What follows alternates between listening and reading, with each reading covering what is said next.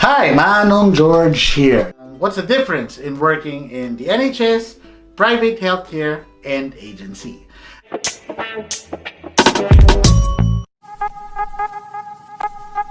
Are you ready to pass the NMC OSCE the first time as efficiently as possible? Then you're in the right place. Here at IELTS Medical, we've seen adult nurses through to a first-time OSCE pass ending last year with 98% first-time pass rate and 100% second. We've also assisted mental health nurses, children's nurses and midwives through their OSCE exams too.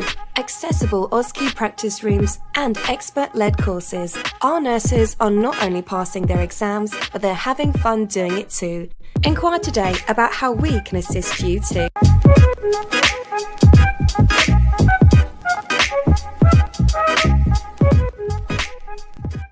Of over 10 years ko dito sa UK, I have managed to work in all those sectors. So for today, we'll give you a little comparative analysis kung ano ba ang pros and cons of each sector. Now, we will divide this into three main things.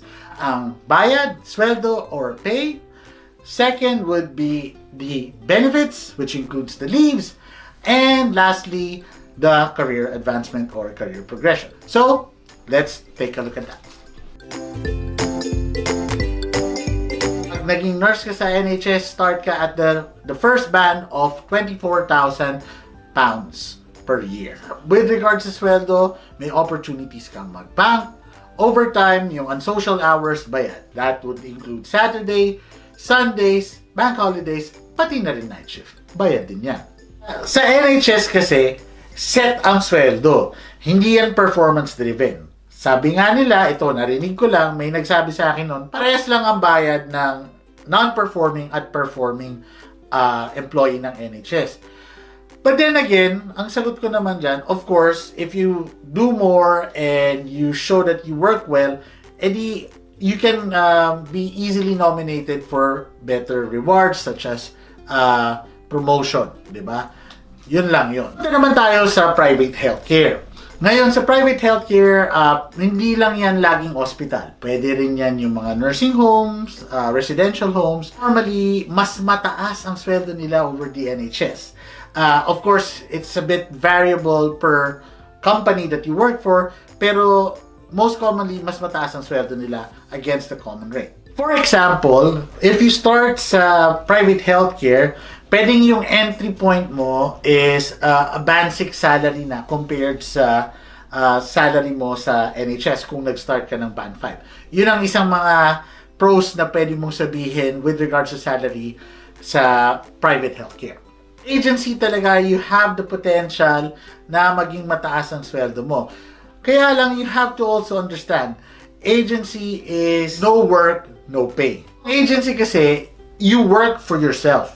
You are the product. If you are on a full-time agency, pwede kang kumita ng malaki compared sa NHS. Yung iba, they claim na pwedeng umabot ng double, sabi nila triple. Ako, hindi ko naramdaman yun. Pero, I really saw na malaki talaga yung pwede kong ma-take home pay. If you want to understand more how much is the salary of somebody who works in the NHS, private healthcare, or agency, look down for some links below na series na ginawa namin previously. Visit FilipinoUKNurse.com for Filipino UK nurses made by Filipino UK nurses for articles like this, or this. Ang pag-usapan muna natin is about pension. Ang pension ng NHS is considered one of the best in the country kasi it has to be matched, no? And any employer should match kung ano man ang nilalagay sa pension pot ng isang employee. Now, with the NHS kasi, isa ito sa pinakamataas na percentage for pension. So, a basic example is, dun sa entry level, I believe, ng isang nurse is 7%. So, kung 7% ng salary mo, nilalagay mo sa pension pot mo, tatapatan yun ng NHS ng another 7%. So, 14% na. So, that's very good for the future. Sa private naman, when we talk about pension, again, pension should be matched by the employer. Kaya lang, sa pensions na mga private healthcares, very variable ito. And yung iba, mas mababa as opposed sa NHS. Mababa yung pension cutoff nila, yung percentage, at mas marami kang perang nakukuha ngayon. So, it can work both ways.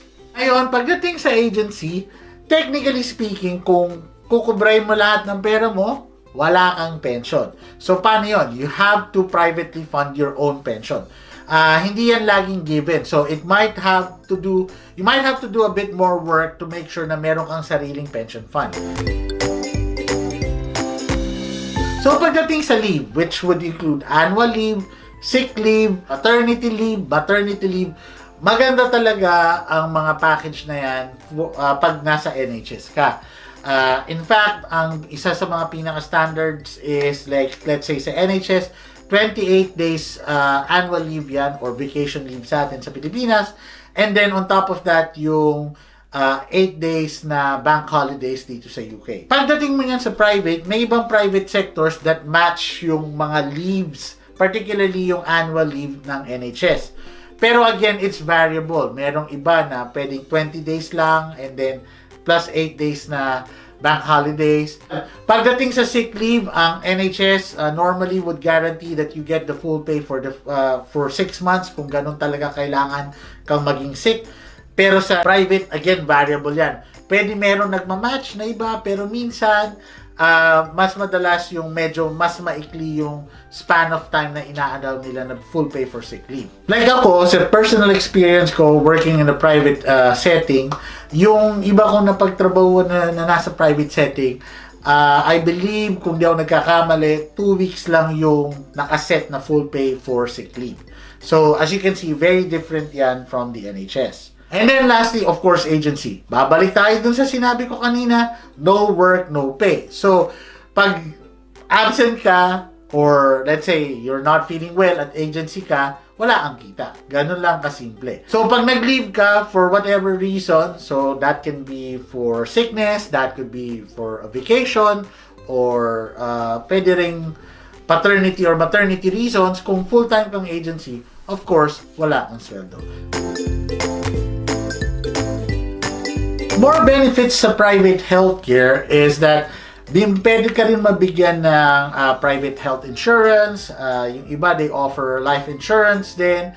Private health insurance is also offered sa private healthcare. So, for my experience, ako noon, nagkaroon ako ng sarili kong medical insurance, which is maganda kasi kung kumpara sa NHS, syempre, meron dyang mga queues or pila, no? When you have the private health insurance, para rin yung kung paano tayo maggumamit ng insurance sa Pilipinas, meron kang card or meron kang membership sa isang private medical institution na pwede mong gamitin. NHS, napakaraming specialties na pwedeng puntahan ng isang nurse. How do I say that? Well, sa experience ko lang, I've seen pwede kang maging, kung gusto mo ng management role, you start with a sister or sister dito, no, or charge nurse, and then you progress to further management, which would pwede kang maging director. Now, pwede ka rin maging specialist depende kung ano yung gusto mong area. Like, let's say, it could be in the surgical sector, pwede ka rin maging specialist na practitioner, depende kung nasaan ka. May it be you handle your own clinic, or you do certain procedures na previously, this was allotted for the medical practitioners lang, strictly. Like, what I mean is kung doctor. Private healthcare offers a similar pathway din naman sa NHS. But then again, sa experience ko, I saw it na pwede kang maging specialist sa endoscopy. You can be an endoscopist or a practitioner. However, syempre, limited sila kung nasaan kang area.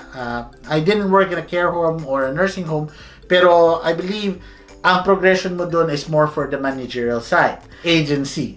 Ang agency naman, with regards to progression, unfortunately, wala ka talagang progression kasi ikaw, kung ano ka, ano yung band mo, ano yung pay scale mo, na agreed with the agency and the trust or whatever hospital na pinagtrabahuan mo, yun na yun. So I couldn't say na hindi mo naman paaaring ma-progress yung career mo kasi pwede naman. However, if you try to progress your career, like you learn more skills, this should be funded by yourself.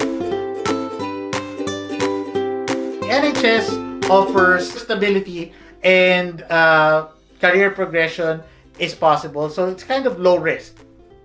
Private healthcare, the stability of the NHS, pero it can also have other things to offer, pero it may not also be enough para mag-match with the NHS. So ito, pwede natin sabing medium risk. With the agency, it's a high risk kasi nga no work, no pay. And yung yung benefits talaga is non-existent. Your benefits is depende kung ano yung sinuweldo mo, sa mo gagamitin. Ganun lang kasimple. And also, yung career progression is hindi laging clear. So, it can be a high risk kung saan mo titingnan. But, the rewards can be high as well. Hopefully, that helps you understand kung ano ang pros and cons and benefits ng working in the three main healthcare sectors of being a nurse dito sa UK. Always remember, Manong knows. Manong knows best, put your worries to rest when staying in the United Kingdom. Manong knows best.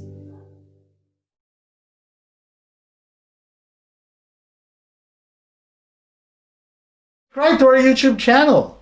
Join our Facebook group, Filipino UK Nurse. Sign up to our website, www.filipinouknurse.com.